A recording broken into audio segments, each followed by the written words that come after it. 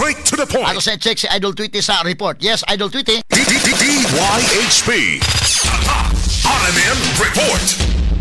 Radyo man nato ni Rufil na alarma ginita na to mga kapulisan sa Abellana Police Station human nga dunay duha ka mga Korean national nga nagpadabang kanila human nga matud pa gi-kidnap ang ilang higala sa wala may lintaw. Human sila mag-inom so sa kabara nga nahimutan dinis may General Maxim Avenue sa may Manggo ato ni Rufil.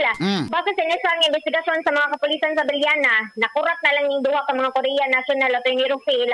Human nga may ribaw kanila si alias Jong ato alang itago sa alias Jong ato ni Rufil. Kay ni chat man ni sa iyang mga higala nga gikidnap daw siya. Human nangayo daw og 4,500 ang kining mikidnap sa iya ha. Oy, unsa ba na? Ni Rufil sa Kakulba o Kabalaka ni duol ang duha ka mga Koreano sa otoridad aron ipahibaw ang mao panghitabo ug matabangan nga makit-an taw ng ilahang higala niya tungod maong taho girespondohan pud dayon sa tong kapulisan sa Abellana ang lugar nga na trace gyud human nga gitawagan ang numero nga gipanag-iya sa Koreano nga giingong gikidnap ato ni Rufil nya sa pag-abot lugar nga gitudlo sa location kung asa ang maong Koreano. Nahibong naman lang ni ang responding nga kapulisan nato ni Rufil. O ang kining duha ka mga Koreano nga nagkatawa-katawa naman lang ni Jong ato ni Rufil. Oy, nagkatawa di ay. Oo, gakatawa-katawa. Naasiyas convenience store. Dinhini di ay sa may Alopan Street sa Barangay Labangon ng convenience store siya gatambay-tambay. O muraragwa may nahitabong kidnap. Kaya mo ito, gipangutan na siya sa mga otoridad kung unsay nahitabo ni say-say po ni nga dili gyud tinuod ang kidnap. Kaya isang late, igo na daw silang nag-check-in. Sa ka lady boy ato ni Rufil nga matod pa niya na ilat po siya nga tinuod nga babay. Oy, lady boy pagyod.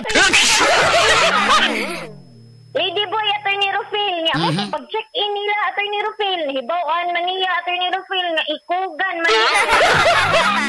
Adios. Ikugan man niya ato ni Rufil mo to kanang tuod pud kakulba niya kay basing maunsa pud siya ato ni Rufil niya nagsangka naman gining duha ka mga bunguson nga balot ato. O gihunong na lang pud niya ato ni Rufil kay murag di man gyud makaya nga kay lucky man gyud daw si Miss Jong ato ni Rufil. Kaya niya kaya magigpinsing og lain nga mga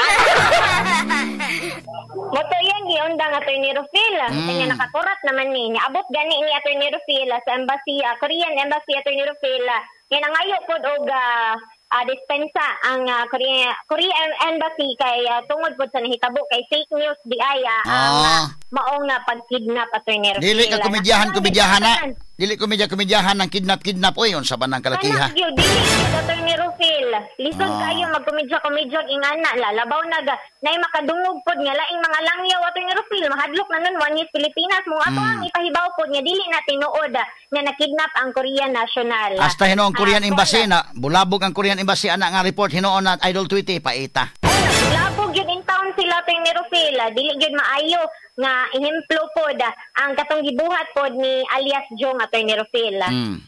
Okay. Noon sada, nangay na magdispensa sila sa Abellana Police Station. So far mo na to ang nakuha nga kinatibuk ang kasayuran na ani nga panghitabo nga giingong gikinap apan na fake news radi ay kay nag-check-in radi ay kauban na ang lady boy. Kauban na to sa tong RMN Patrol while ay na to speed pilot Idol Double D. Kinyong Idol CD tayo sa 93.9 o DYHP RMN Subutatak RMN. Number 1 sa balita, number 1 sa komentaryo, number 1 sa drama, at number 1 sa serbisyo publiko.